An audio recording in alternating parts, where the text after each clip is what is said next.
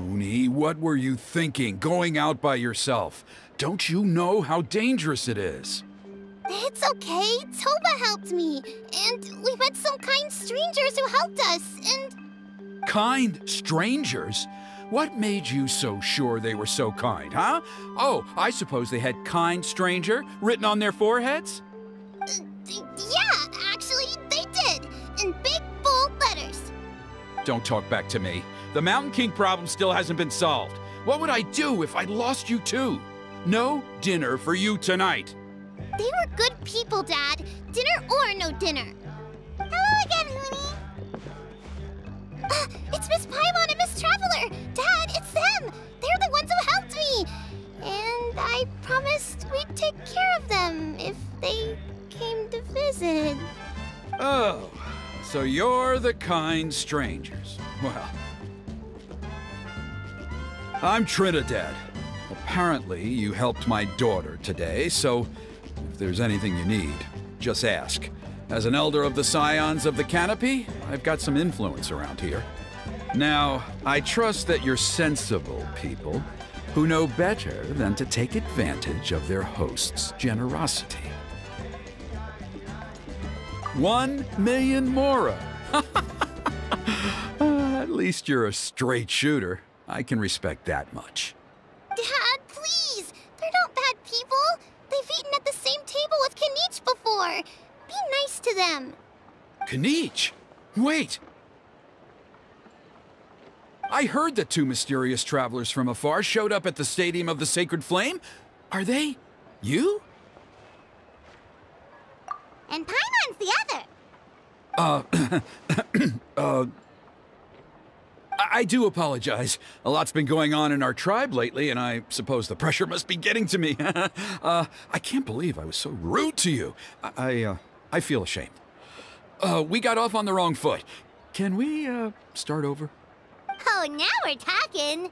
Seriously, though, don't worry about it. Already forgotten. We're just happy to see Huni got home safe and sound.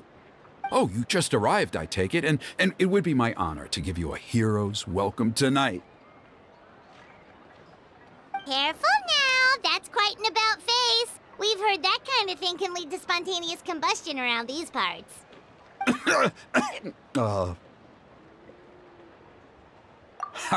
My dear traveler, you are very perceptive indeed. Go inside now, Huni. Dad's got some important business to discuss. Okay. Look after Miss Traveler and Miss Paimon. They're very special guests. Well, we'll hear you out, but we can't make any promises that we'll be able to help. Well, this is a matter of utmost importance. Please, allow me to explain. For many years, our tribe has celebrated the Turnfire Night. It is a traditional ceremony among the Scions of the Canopy in which we remember our ancestor, Burkina, and his companion, Kangamato, the Mountain King. Burkina was a hero who bore the ancient name Malipo, and Kangamato was a powerful Yumkasor warrior. Together, they fought against the Abyss. They were victorious, but it came at a great cost. Burkina paid with his life. The Mountain King survived, but was contaminated by the Abyss, and he remains in hibernation to this day. Normally, Yumkasors never live longer than a century. It is possible that the Abyssal Power is responsible for his unnaturally long lifespan. Oh, that's right. The Mountain King is a living symbol of our glory, but even this glory comes at a price. The Abyssal Power inside him is highly sensitive, and when it is disturbed, he awakens and flies into a blind rage, attacking anything that moves. So, besides the ceremony, another important part of Turnfire Night each year is cleansing the Abyssal Power inside the Mountain King so that he will remain sound asleep. However, Abyss-related incidents have been on the rise in that land lately, as I'm sure you're both aware. As a result, it has become increasingly difficult to keep the Mountain King in hibernation. Only 5 months have passed since the last Turnfire night, and he's already showing signs of instability. Has he woken up again?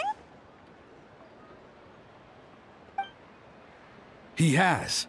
We managed to contain the situation by performing a makeshift ceremony right away, but it was a close call.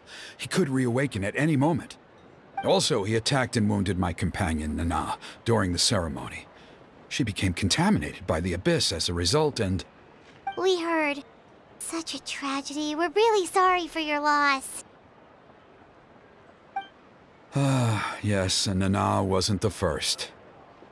Anyway, right now we're preparing for an exceptional Turnfire Night ceremony, and we need to find a suitable flame bearer. From what I've heard about your adventures, I believe you would be perfect for the role. Of course. Plus, he's a bona fide hero who inherited the Malipo name. Oh, you mean Kinich? Yes, he's the one. A hero, worth his weight in gold. And unfortunately for us, he's all too aware of that.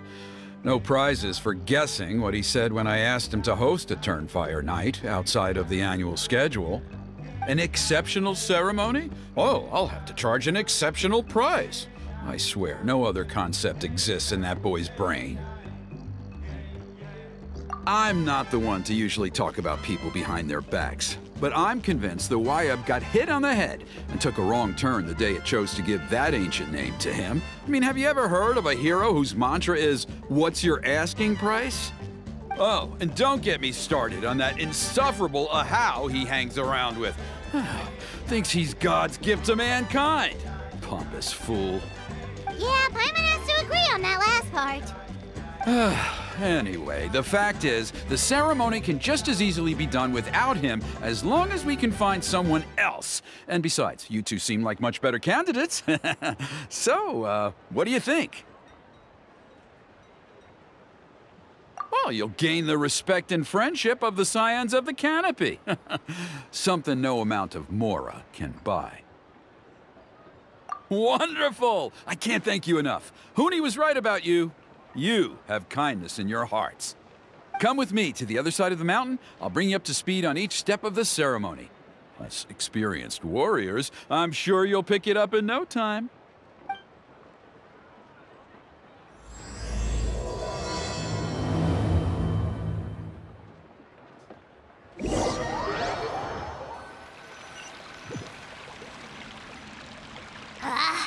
Achoo! Curses! Who dares insult the great Kahul Ahau behind his back?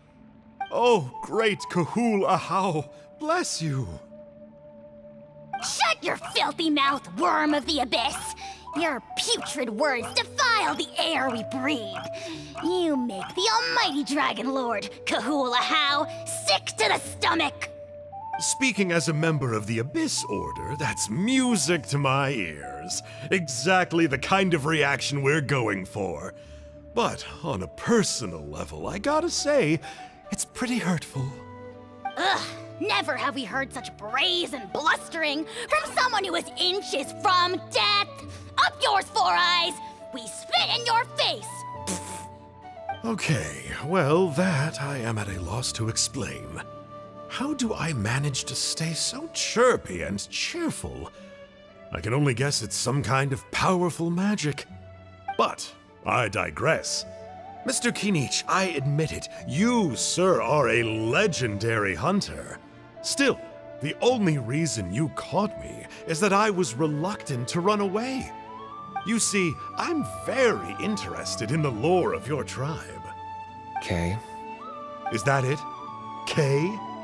Aren't you intrigued to know what it is about you guys that prompted a visit from the Abyss? It's the extreme sports! The other day, I narrowly avoided getting hit by a very brave soul who just leaped off a cliff. I think you call it bungee jumping? Anyway, I was very impressed. That is what I call embracing the spirit of adventure. Look, I even did a painting inspired by the bravery and freedom of the Scions of the Canopy. You scum-sucking swine! I swear, if you go bungee jumping, it'll be without a rope! Head first off the tallest cliff, with a band of hunters on your tail, and nowhere left to run, and a bottomless cesspit waiting for you on the ground. You say that, but I get the sense that Mr. Kinich isn't planning to take my life right now. On top of that, I'm tired of spying on you from afar. So why don't we just negotiate a comfortable operating distance that works for both of us? I've heard that the most important thing in human relationships is to respect each other's boundaries. What do you say, Mr. Kinich? Or you could tell me what it is you're really after. What? And then I'll name my price.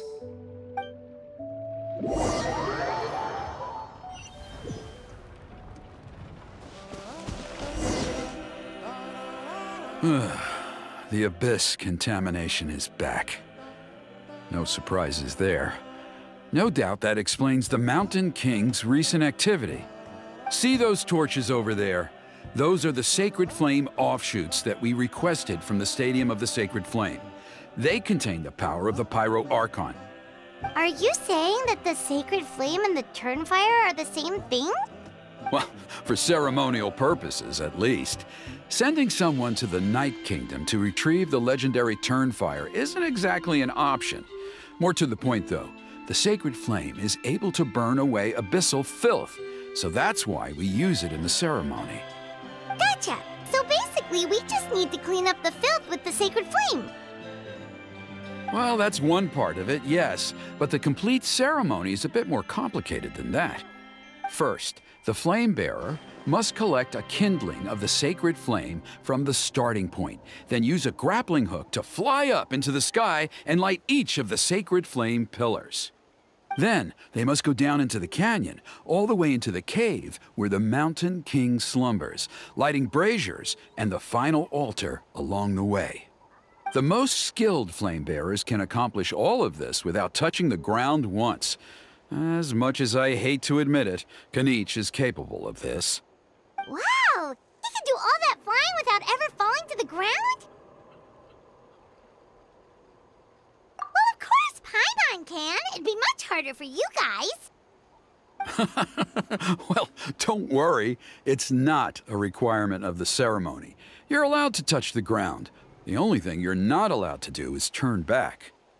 The flame bearer must always keep moving forward. You can't skip a pillar, then come back to it after lighting the next one. To do so would be to disrespect our ancestors. So, what actually happens if you do turn back? Surely the fires don't just go out. If you're not careful, you might get burned. What about today then? Does the same rule apply? Oh no, don't worry. Today is just a practice. The order doesn't matter. You just need to take the sacred flame, cleanse the filth, then go light all the braziers. Are you ready? I'll repeat all the key points again. Gather the kindling, cleanse the filth, and light all the braziers. I'll wait for you at the end.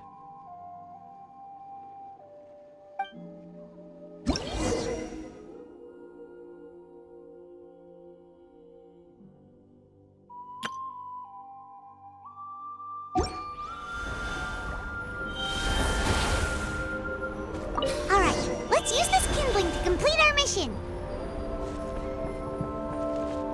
There's abyssal filth over there. Let's burn it away with the sacred flame.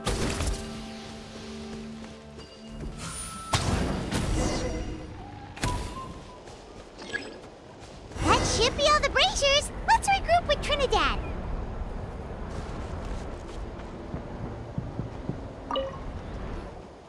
I knew I was right about you. You have outperformed all of the other previous candidates.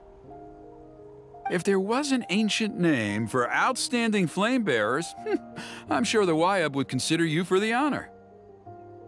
Yeah, although it would probably take Paimon quite a bit longer. All right, now there's still a few days left until the ceremony, and I should probably get back so I can inform the chief and the other elders that I have found the flame bearer we need. Oh, you mean they've still got to sign off on it? Some of them are still hoping we can come to an agreement with Kinich, but that's only because they haven't seen you in action. Still, I'm the one responsible for securing a flame bearer, and my recommendation is you. Just for Paimon's own peace of mind, are you sure it's not gonna be a problem having Outlanders take on such an important role in your ceremony?